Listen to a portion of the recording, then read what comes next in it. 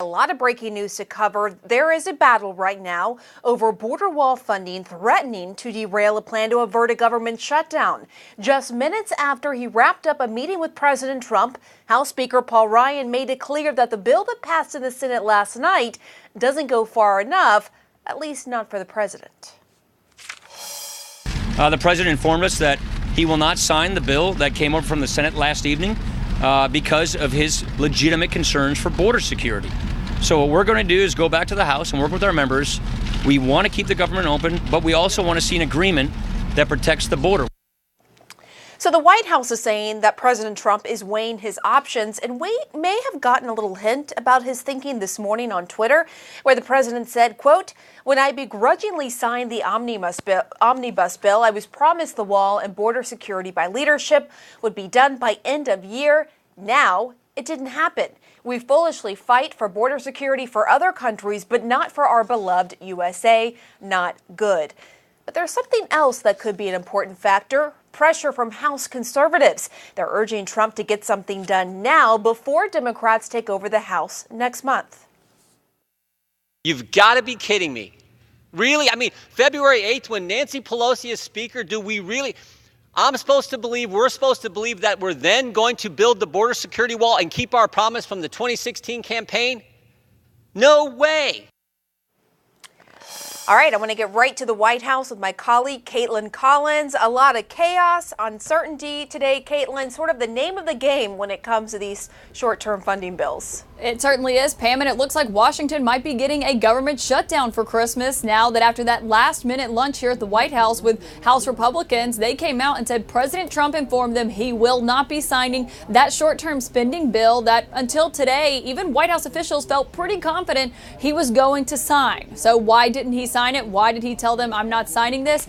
It seems that the criticism from conservatives who have been revolting in recent days has gotten under President Trump's skin so much that he even followed one of them on Twitter last night after she said she would not vote for the president in 2020 if there is no wall built. And this was essentially seen as a last chance for them to get the funding for that wall before Democrats take over the House in January. Now, where we go from here is completely an open question right now, because when they came out, Paul Ryan and Kevin McCarthy saying that they're going to go back to Capitol Hill to figure this out because they said they were going to add border security to that spending bill, but they did not use the term wall. Of course, when Sarah Sanders put out a statement, a readout of that lunch that the president had with Paul Ryan and Kevin McCarthy, they said they wanted border security that includes a wall. So it seems that there could be still a disagreement over that. It's unclear, Pam, where we are heading from here, but I should note that a lot of members of Congress have already left town for the holidays, and President Trump is scheduled to leave in roughly 24 hours or so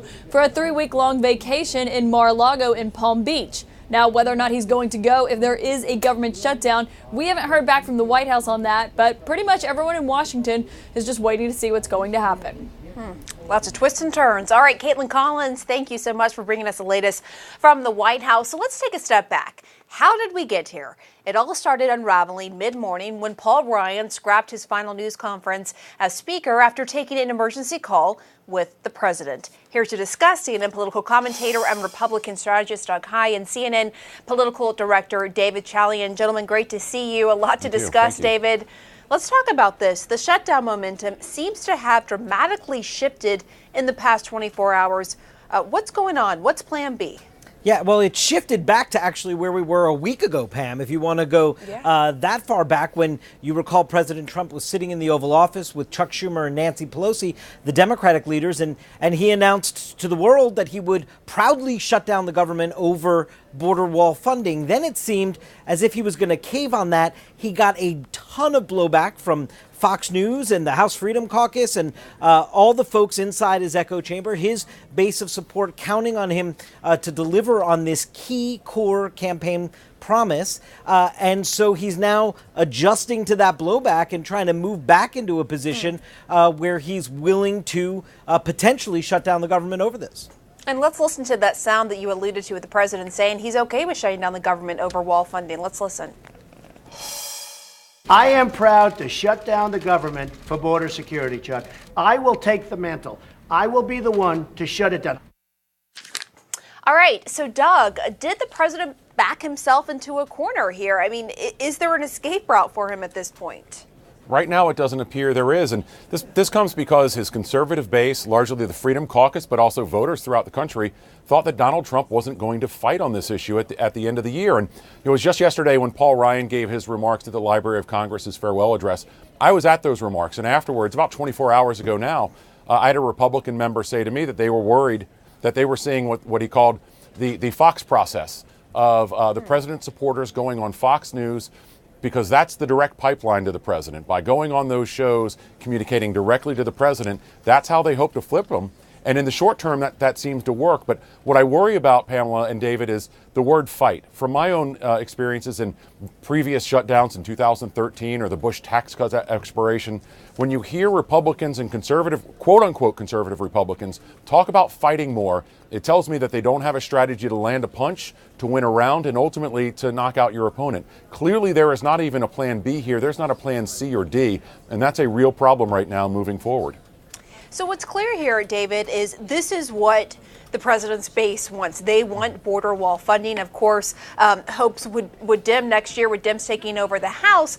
But what about just the majority of American people? I mean, what is the feeling about this idea of shutting down the government over the holidays over border wall funding? Yeah, this is what's so intriguing about this, right? We talk so often about how the president, far more often than not, is messaging to his base, governing for his base, maintaining that floor of support, and that he never goes below it because he has this fortified base, doing very little actually to expand, Pam. So what would be really interesting here is that if indeed he ended up moving forward and funding the government without wall funding, that's actually a position that a majority of Americans support. Our last poll showed 57% of Americans are opposed to the border wall. But that's not Donald Trump's approach here. That's why last week when you played that sound in the Oval Office, that again was making sure the folks that are with him were fired up. He was messaging to them.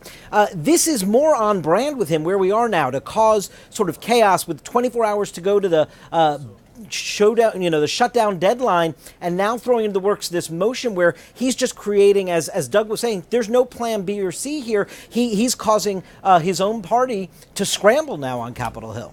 And we're seeing that scrambling play out in real time. You heard Paul Ryan there saying that, look, we have to basically go back to the drawing board, figure out ways to get more funding. So what does this mean? Do you think that these antics are intentional, Doug?